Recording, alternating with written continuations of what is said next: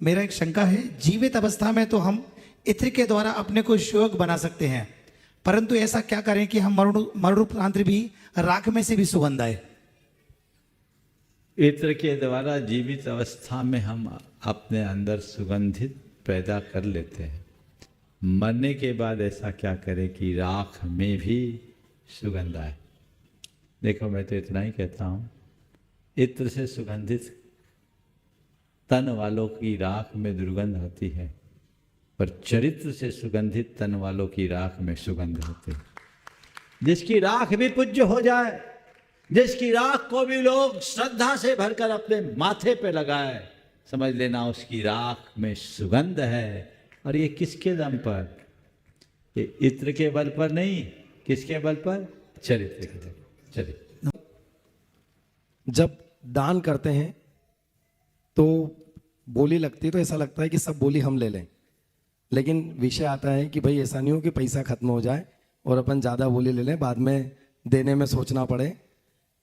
और जब बोली ले लेते हैं और वो दान दे भी देते हैं तो कोष वापस कब आ जाता है, वापस पुनः बढ़ जाता है, पता ही नहीं लगता है। और ऐसा लगता है कि अपन ने कम दान दिया है, उसको और बढ़ाना चाहिए। ऐसे भाव बाद में और बदलते हैं कि भाई जैसे 5 करोड़ रुपए मुकेश जी पाटोदी ने यहाँ पे बोली ली, तो हम कोई नहीं लिया ऐसा। किसने बोला तुम? अच्छा, गलत है। हाँ, सवाल करो। हाँ, तो हमारे ऐसे सबके भाव होते हैं कि इस कार्यक्रम में जो भी हो उसमें बढ़ चढ़कर सब हिस्सा लें। इसके लिए आप देखिए, पहले तो मैं चाहूँगा इस टीम का जोरदार अभिनंदन कर ले। अभी ये धर्म प्रभावना के कार्य में बहुत तत्परता के साथ लगे हुए हैं और इस कार्यक्रम को आनंद संपन्न करने के लिए लगे। रहा सवाल मुकेश जी की बात का, तो मुकेश जी को क्या देना है ना मुकेश जी को पता है, ना हमको पता है, और किसी को भी पता नहीं।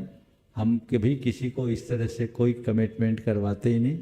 बस वो आदमी ऐसा है कि हमसे जो बनता जाएगा हम देते जाएंगे, और वही देते जा रहे हैं। और जितना दिया है समझ लो उनका उतना ही कमिटमेंट है, ज़्यादा दिमाग मत लगा। आप लोग पता नहीं क्या क्या प्रचार कर देते हैं और कई तरह की खबरें छाप देते हैं।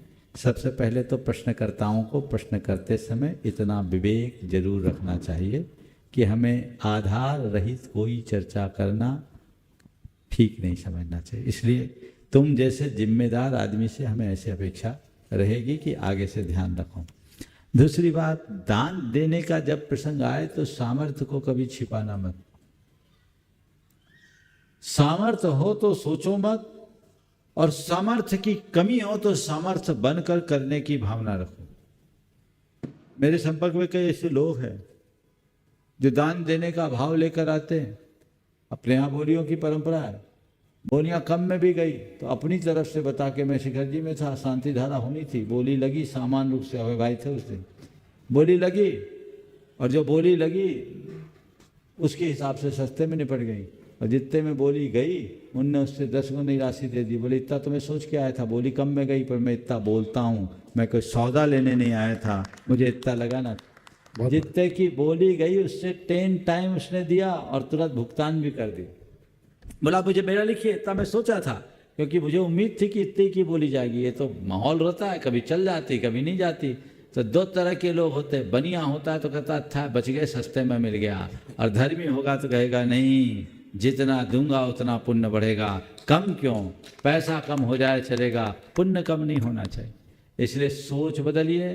कभी भी धर्म क्षेत्र में आगे आओ तो सामर्थ्य को कभी छिपाना नहीं, और सामर्थ्य का अतिक्रमण करके कभी देना नहीं। जिस दिन दान बोलो उसी दिन से देने की बात सोचने लगो।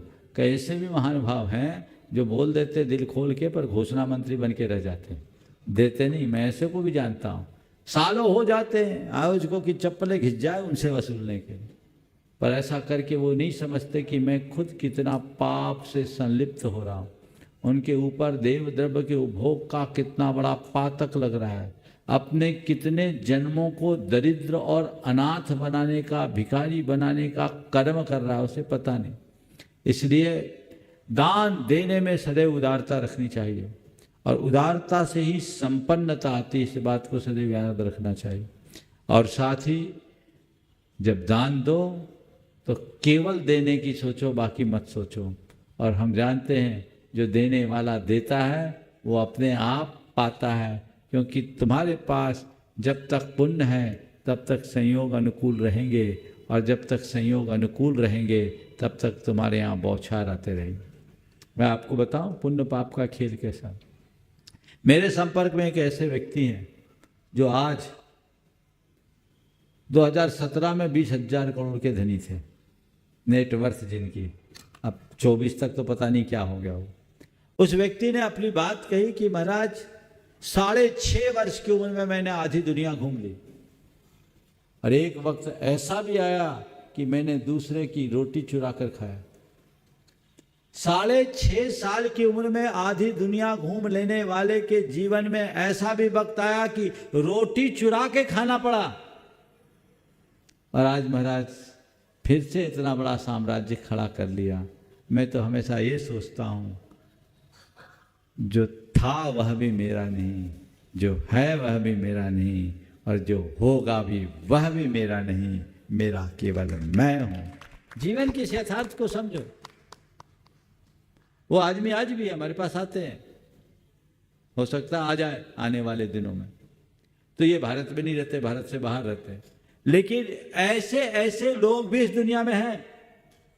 तुम भी अभी थोड़ी दृष्टि दौड़ाओगे ना तो इंदौर में 2-4 चेहरे ऐसे आ जाएंगे। तो इस सच्चाई को समझो, इसलिए इनमें अनासक्ति रखो, अनासक्ति के भाव के साथ जब तक है सद्वैक रखने का, करने का भाव रखो।